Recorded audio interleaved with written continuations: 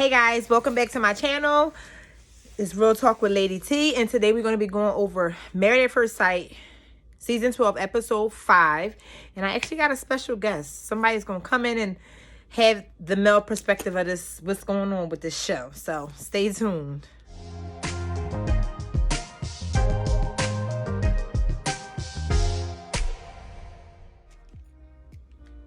Yeah, I'm going to take my glasses off for this one. Okay, so am I the only one that had like my pressure up?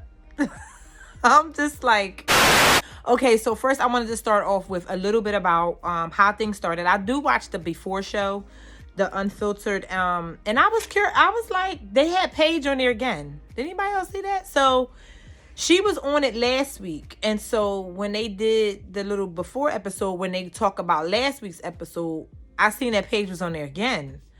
And I personally, I'm not going to dwell on that particular episode, but I can tell that she seemed very irritated. I don't know if anybody else noticed that, but like throughout the whole time, sitting on the couch as Jamie was asking her questions, certain parts of it, she just really felt uncomfortable and really felt irritated. So, yeah, I just was feeling for her. I was like, dang, like that's crazy. So, it's classic. The episode starts off where Chris and Paige, and basically Chris is talking to the producer. And he's telling the producers, I don't want to tell her. I don't want to tell her. And the producers are like, well, you have to tell her. So this is how the episode starts off. And then they tell you this is a little while before that happened.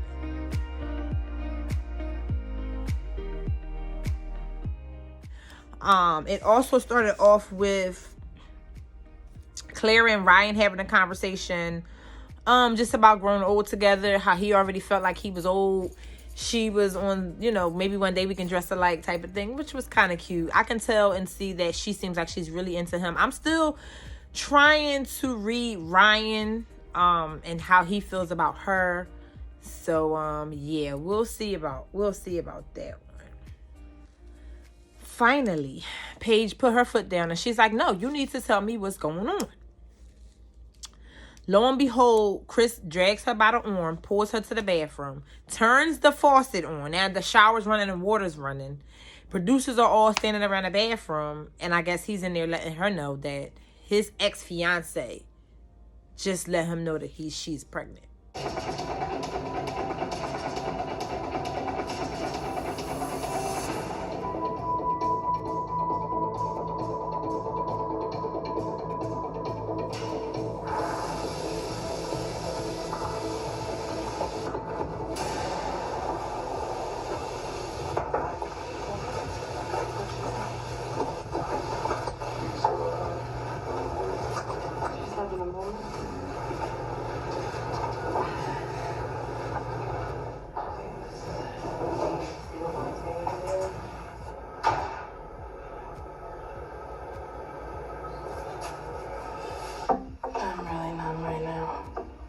Like everything that I want is just being taken away from me.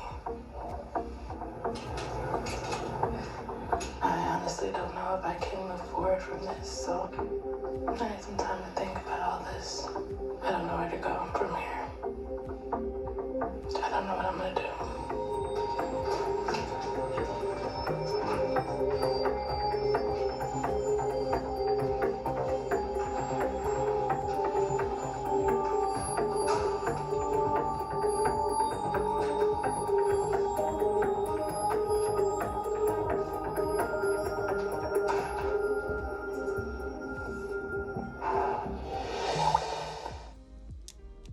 Number one, my question is, did you really just find out she was pregnant? That's just me. So yeah, Paige seems distraught, seems upset, and that was her moment. Like, I was like, yeah, so that's it.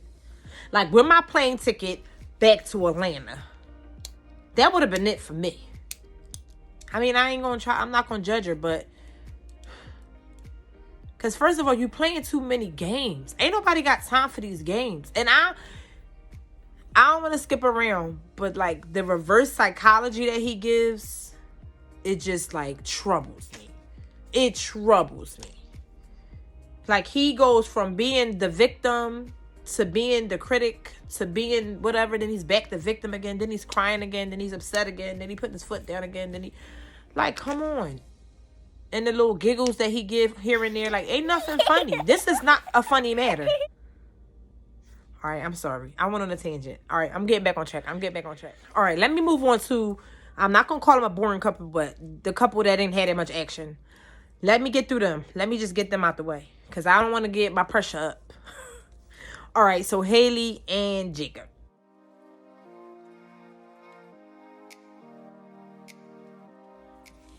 Their first scene starts off with them eating and talking.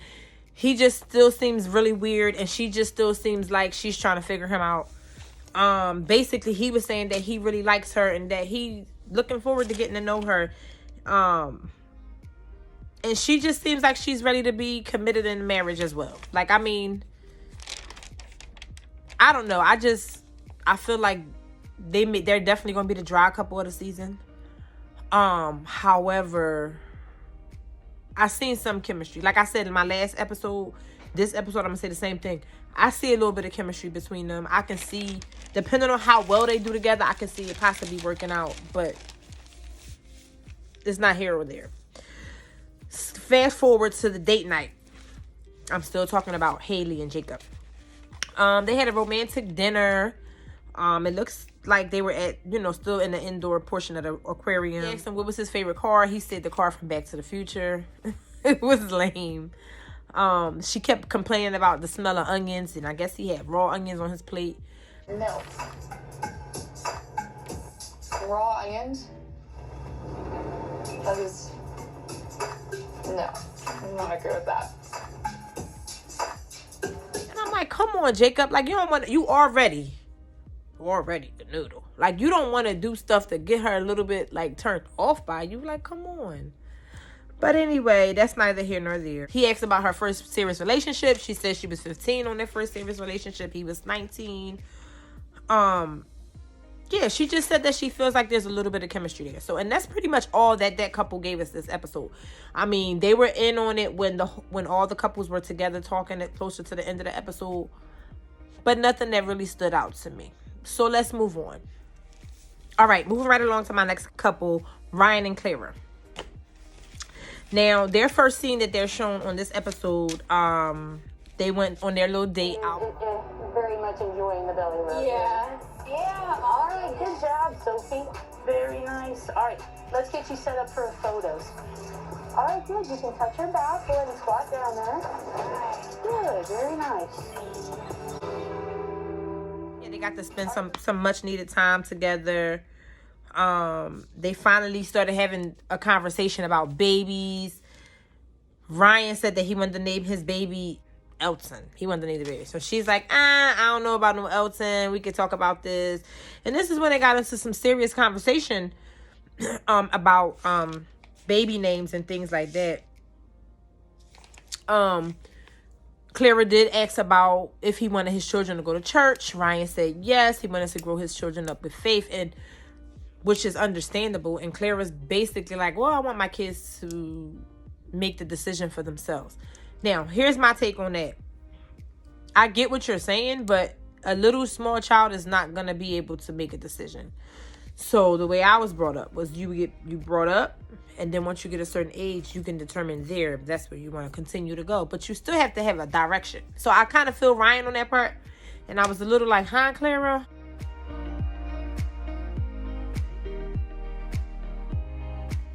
And personally, for me, I feel like that would definitely be a deal breaker.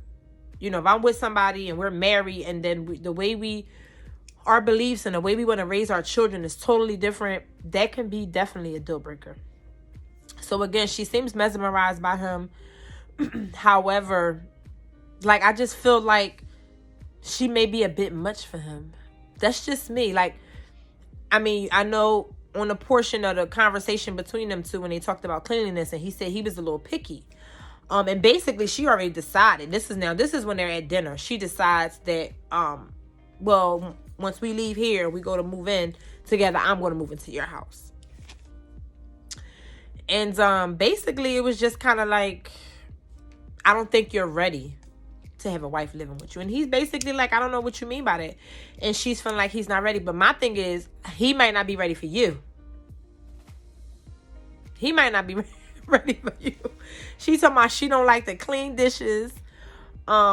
She just don't seem cleanly. And he just like, well, I don't like to fold clothes. So she tried to throw it out a little compromise. All right, well, you wash the clothes and I'll fold the clothes.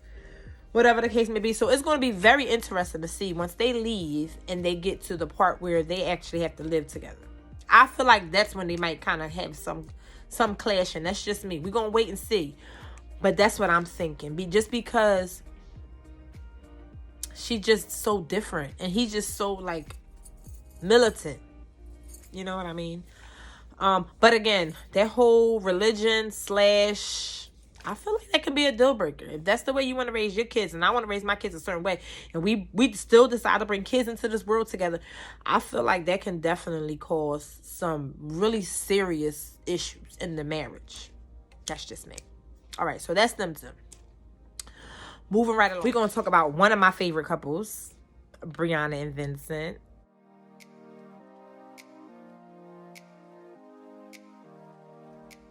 Heart eyes. I really like them together. I really feel like they're a good match. I feel like they're going to be a really good balance. And it seems like, I mean, I've always watched Married at First Sight. And it always seems like there's just one couple that's just like that power couple. Because personally, last season it was Woody and Armani, hands down. Like, that was my couple right there. Even on the times when they had their little disagreements, I was just like, yeah, they just gonna stick. And that's how I feel about Brianna. I mean, that's a strong accusation, but I compare them, and I really feel like Brianna and Vincent are going to be that couple. Vincent stating that his grandmama's doing a lot better, thank God, because we were all worried about her from the last episode when she had the heart attack.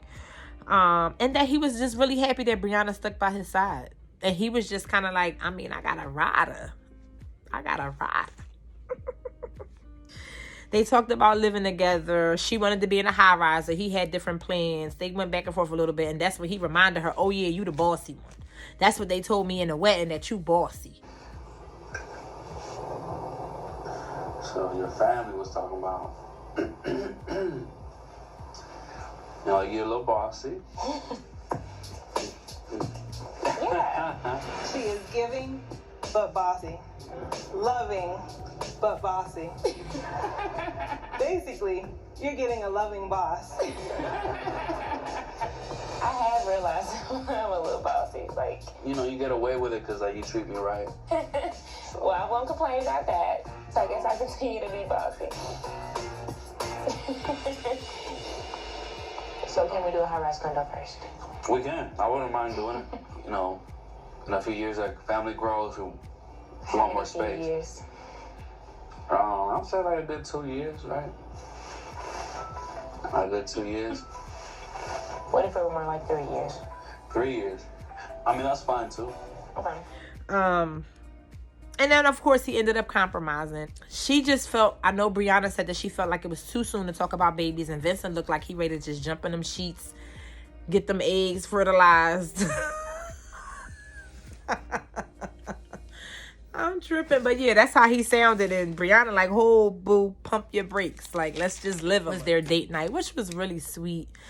It was really romantic. He says that Brianna's bringing out the romantic side of him. And I thought that was cute because I'm like, okay, well, he has a romantic side and she's just pulling it out. And it was just like sparks. He said that he just enjoys being around her. Brianna feels as though Vincent exceeded her expectations. And it's almost like, oh, it's just too good to be true. But it's still cute. I don't care what nobody say. And this is when they let us know that they consummated their marriage. So they felt connected enough. And I feel like that's good. Like Vincent said, it was organic. He felt like it just happened. And that's how he wanted it to happen. Thank you for watching part 1. Part 2 has my special guest. Make sure you click the link.